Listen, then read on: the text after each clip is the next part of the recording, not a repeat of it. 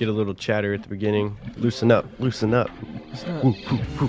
Ow, ow. Did you notice that High School Musical thing? Oh. Ow, Whoa. Ray. All right. Egon.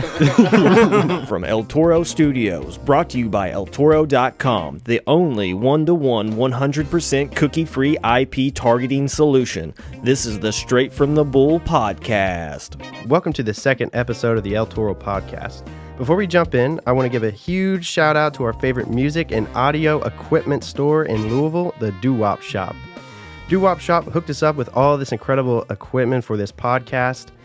Doo-Wop has been serving the Louisville area since 1971, fulfilling all your audio and musical needs. They're located off Bardstown Road and Eastern Parkway. Find out more information at doowop.com. So today on the El Toro Podcast, we're sitting with the one and only future president of Kentucky, Sean Stafford. Sean, welcome to the podcast. Yeah, thank you. It's a long time coming. Long time coming, yeah. This is the second episode. So for those who don't know, Sean, you are running for president of Kentucky. President of the Commonwealth. President of the Commonwealth. First and best. So, yeah, we have a little inside joke here at the office about Sean being the president. So we did like a little... We had like a middle media. We had a press conference with Code Louisville. The mayor was here. There's a number of other different. Code Louisville, of course, was here, where everybody came together to celebrate the hiring of the 250th employee out of Code Louisville. Yeah. And of course, you know, when you have a press conference, you get dressed up, and I always wear typically my seersucker. And somebody here said that I looked very much like a politician, and then from there it kind of just took off a life of its own. First we had a meme that said Sean Stafford 2020 Sean Stafford 2020 and then some other people jumped on with some crazy quotes, and then all of a sudden, boom, I've launched my candidacy for the president of the Commonwealth. Austin made a what is it, like a little short radio commercial? short. Yeah. Oh yeah, because you endorsed it. Yeah, Sean. absolutely. Campaign platform. Yeah. Do you want to play? Can we play it? Yeah, we'll play this, and if you want to go over some of your platforms that is, going to change the landscape of Kentucky and absolutely. America. Absolutely. For the record, this is legitimate, ladies and gentlemen. Yeah, this is real. This is not not a a farce. joke. Sean is running for president. He is going to be the first. The very first. Yeah, And best. Yeah, no matter where you're located, if you just vote for me for president of Kentucky, that would be great. Every vote, I believe, takes away a natural disaster Yeah, absolutely. and gains a pony. Yeah, if I win, everybody gets a pony. That's a whether, good platform. Whether in Kentucky or not. Everybody gets a pony. So let's Outside of Kentucky can vote for the president of Kentucky. Why not? Of course they can. Sounds legit. all right, let's play the commercial, and we'll I want to hear this thing. Opinions, issues, policies, decisions, babies, American flags. He's for them. He's a person of the people. In fact, he's a people of the people, so he knows exactly what you want. A vote for Sean Stafford is a vote for everything. Everything good. Sean Stafford is officially running for the presidency of Kentucky. I'm Sean Stafford, and so are you. Paid for by the Bulls for Sean Stafford 2020 committee and authorized by everyone in the world who wants Sean Stafford to be president of Kentucky, plus everybody else. I'm Sean Stafford, and so are you. Bear lover, deer hunter, seersucker. Sean Stafford 2020. Oh my God. I love that. Yeah, it's that's pretty phenomenal. I'm ready to vote Jeez. today. I'm ready to vote. Listen, Man. if that doesn't get your Kentucky blood going, I don't know what else will. That's incredible. I love that. That's a really good campaign commercial. Way to go, Austin. Yeah, Yeah, good That's job. what I'm here for. Absolutely. Groovy too. So for those who don't know, Sean is a widely known domain name expert. He's author of a book called The Domain Graduate. He's a what do you call authors that have multiple books underneath their I belt? think that's called a by author. A by author. Or just badass. Badass MFer. So that's Sean Stafford. He's author of 1, The Domain Graduate, 2, a children's book that you probably know him more widely from, and that would be Gypsies in the Kitchen. I mean, that's how I found El Toro personally. Yeah, very widely renowned. Children's You're book, reading great it to your children's book. baby, and In the womb. Yeah, In the womb. Of course, of course. So the domaining expert. So tell us a little bit about that for those that don't know what that means. Yeah, so there's a lot of people who don't know what domaining is. Surprisingly, anytime you purchase a domain name, you can think of it as online real estate because that's really what it is. That's how people find you. That's where you reside or your website lives. So years and years ago, I think it's like I've been in the domain industry for since right around 2000, about 18 years now, which is, I mean, odd to think of it like that. But it's just the buying and selling of domain names for a profit, for return. It's kind of like real estate investing. Yeah. And there's different avenues you can take. You can buy and hold, just like you would buy a patch of property and you would hold that for a while and then intend to sell that for profit. You could buy a domain name, do a little bit of development on it, just a little bit, and to see if you can gain some additional money from that, like kind of compare it to putting a billboard on the property. Not really doing much else. Just buy the property, put a billboard on it, make some advertising revenue, and then keep it like that. Then maybe you sell it for a profit later based upon the revenue that's making or based upon the land value or a combination of both.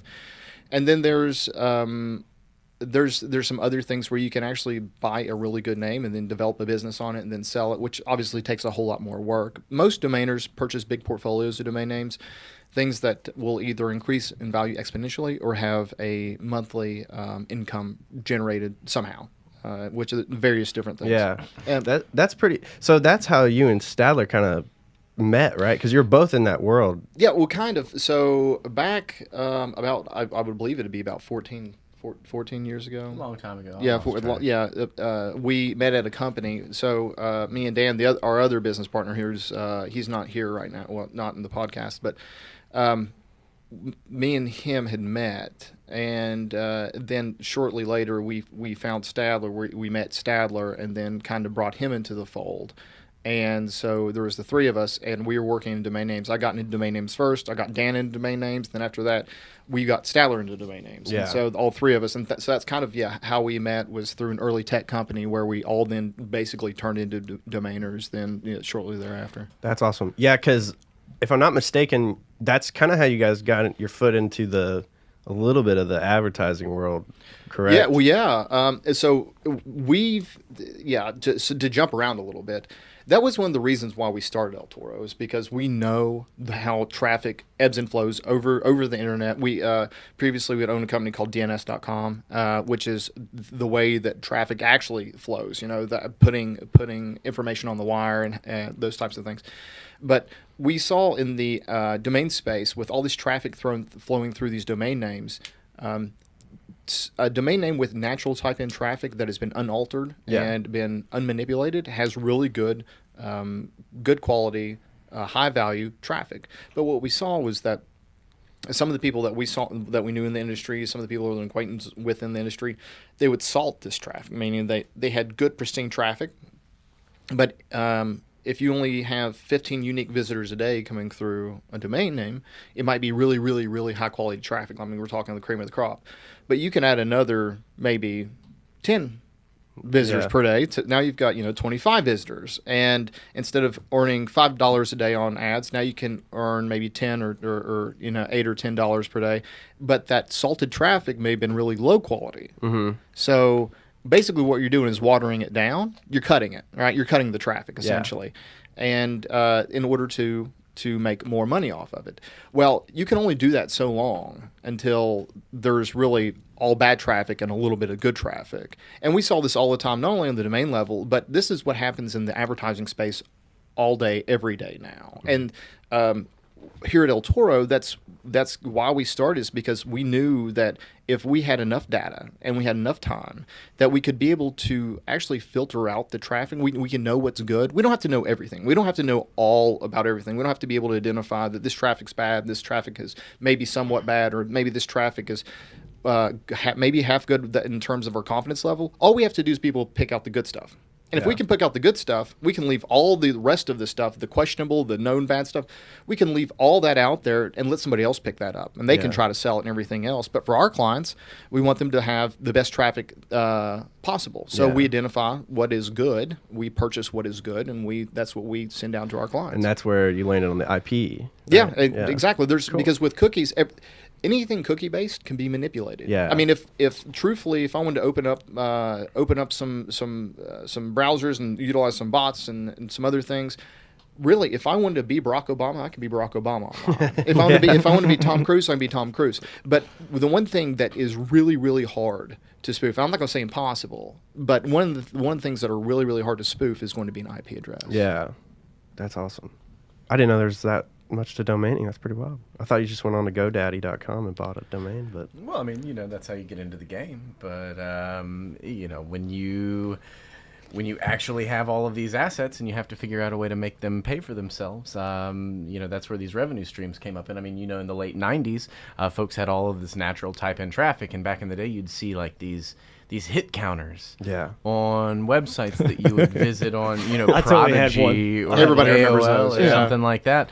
And then everybody says, oh my gosh, I own chairs.com. I could take chairs.com and, sell some advertisements on it. So they went to their local, furniture shop and they were like, you want to put an ad on here? They said, yeah, that sounds like a great idea.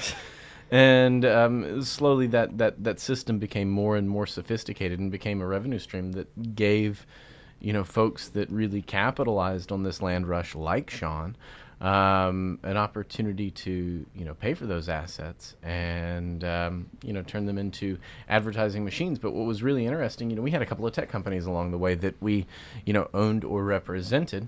And, for the life of us, we didn't spend that much money in online advertising for those tech companies because, it wasn't transparent, it wasn't traceable.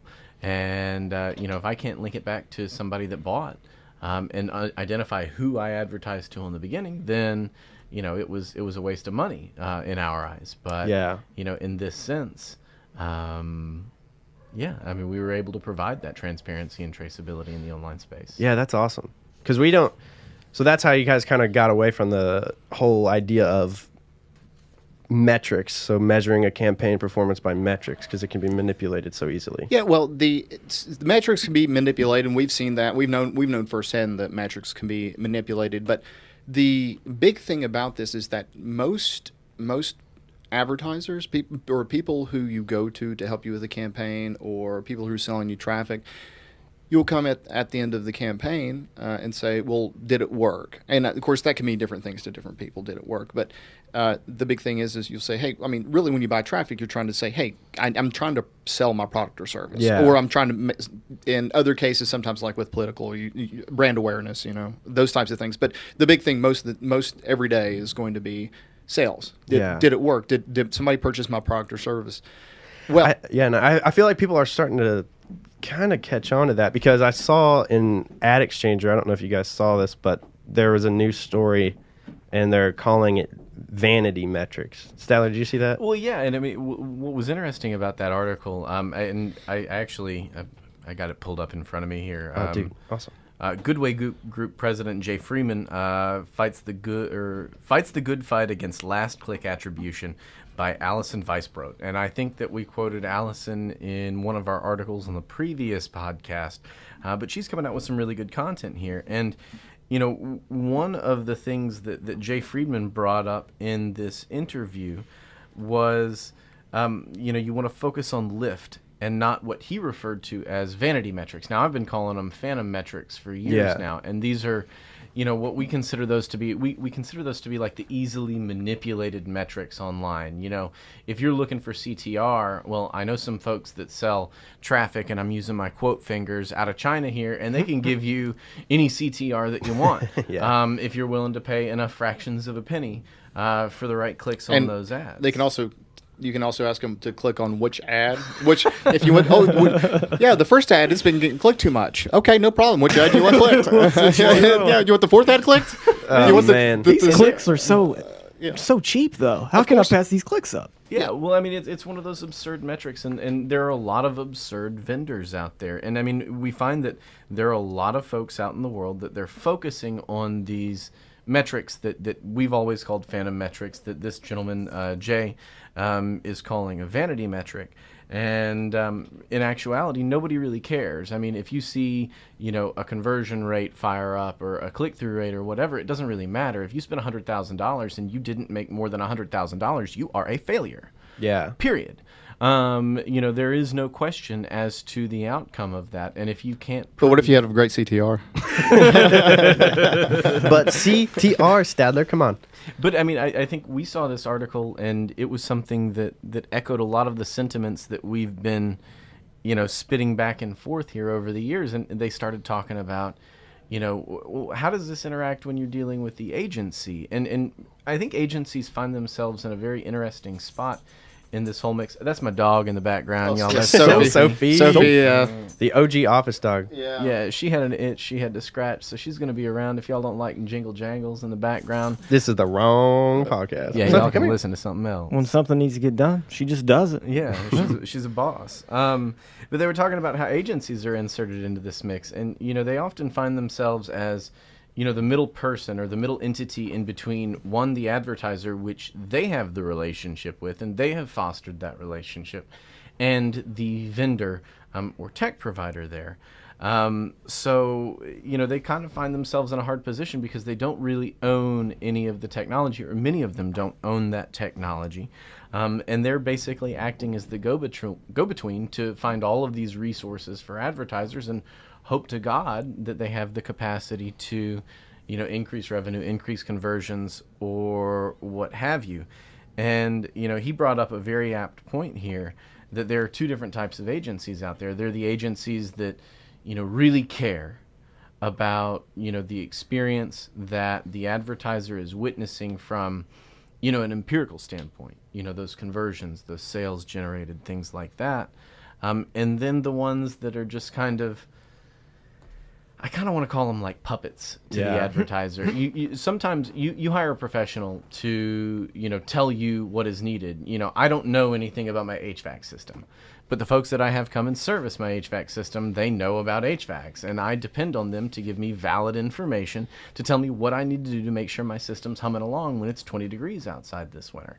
And I'm going to listen to those pieces of advice, and there are a lot of agencies out there that don't provide that logical, hey, this is know-how you need to have when advertising on the internet. And they're the type of folks that's like, well, my advertiser wants it this way, so that's what I'm going to give him. And I read this article, and Sean and I had a conversation a couple of years ago with one of our earlier clients, and I don't know if you remember them. I'm not going to name names here, but they were like, well, we've been selling Viewability for over a year now. Yeah. And, we've got to provide this certain viewability metric. And I want to say it was like 90% viewable traffic.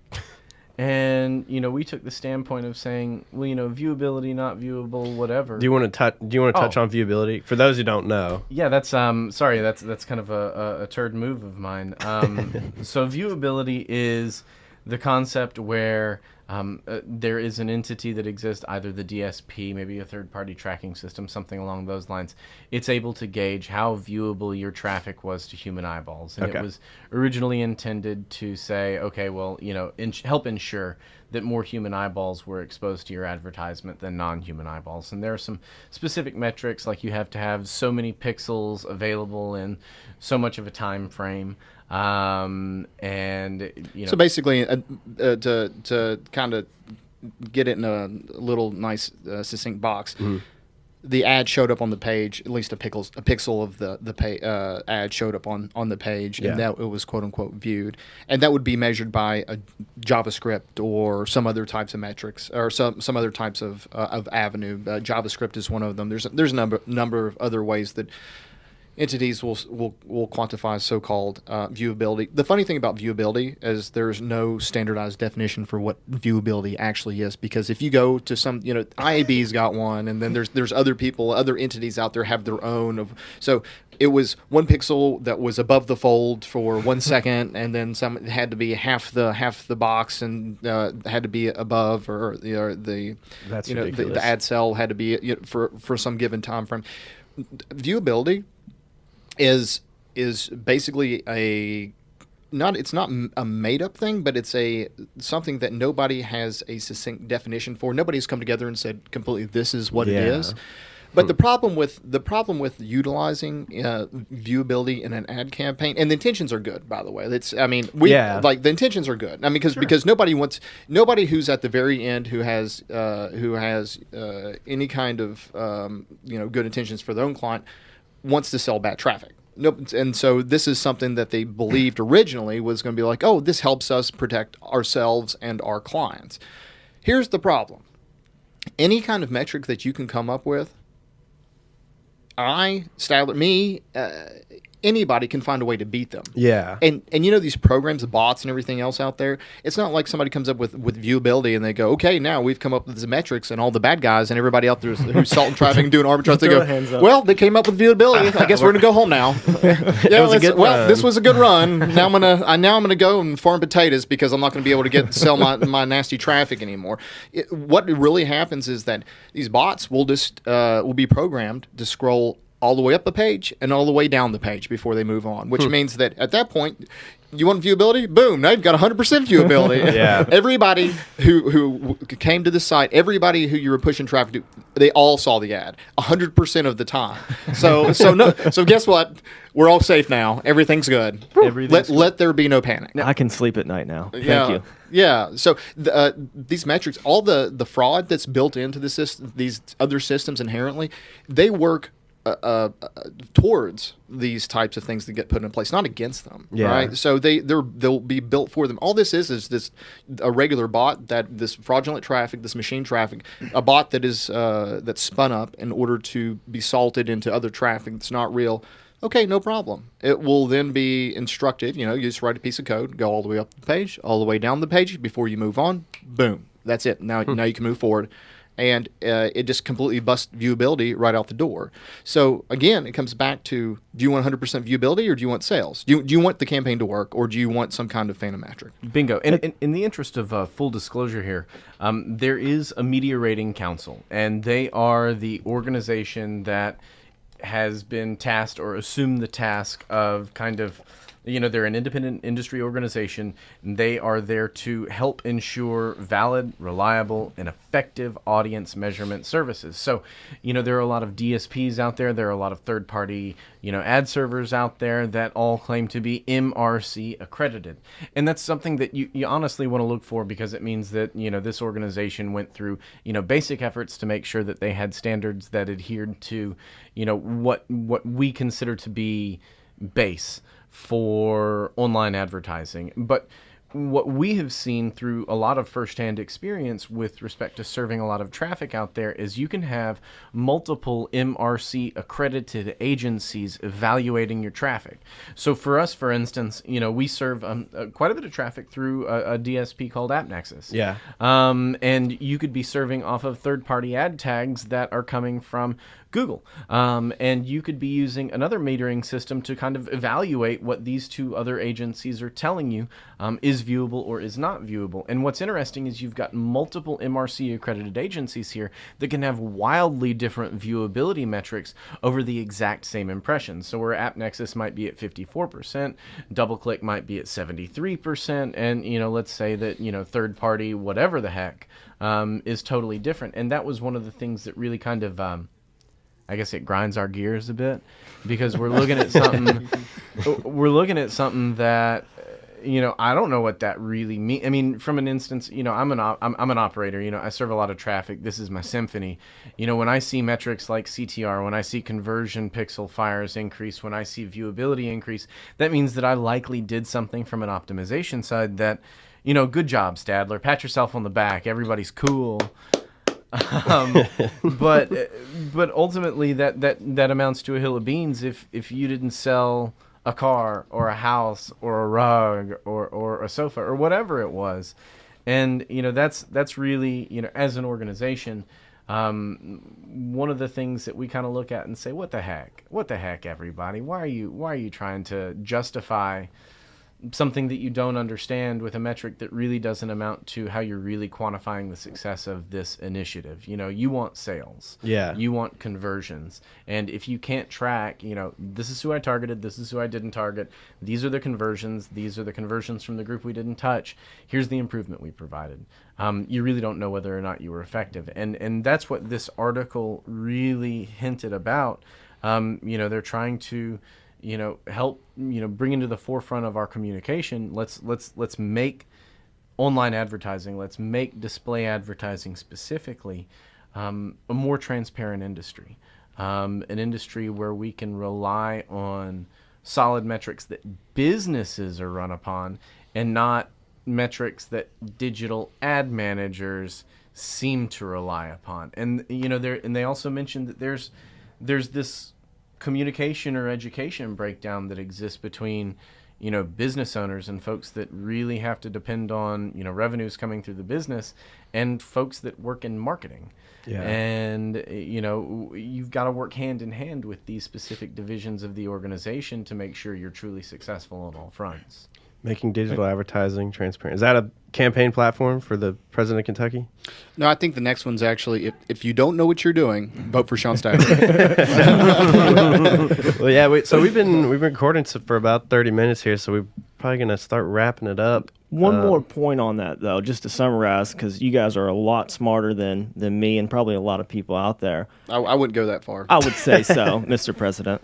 At the end of the day, marketing is about an attractive, relevant message and also a target market, and getting that to it.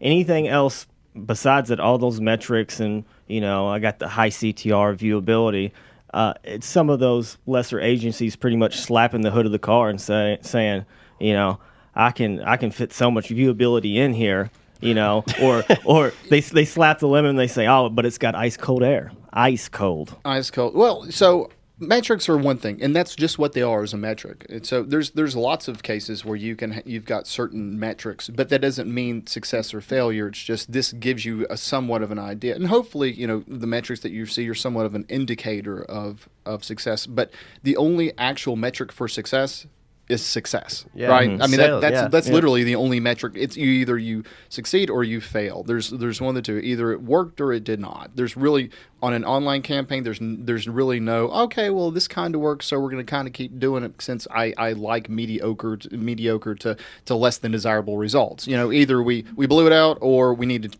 go back and retool. I feel like a lot of it is people they've been doing it the same way for so long that they just kind of get scared and, Absolutely. Oh my God, my metrics are looking good, so I'm just going to keep it this way and not introduce anything else. You got to remember that a lot of these agencies have been selling on the same thing all this time, and now that El Toro's come out, and El Toro's something new and different, and we're able to actually go past that and just blow right past that and go right to the, hey, we were targeting these people purchased, so therefore what the success rate was.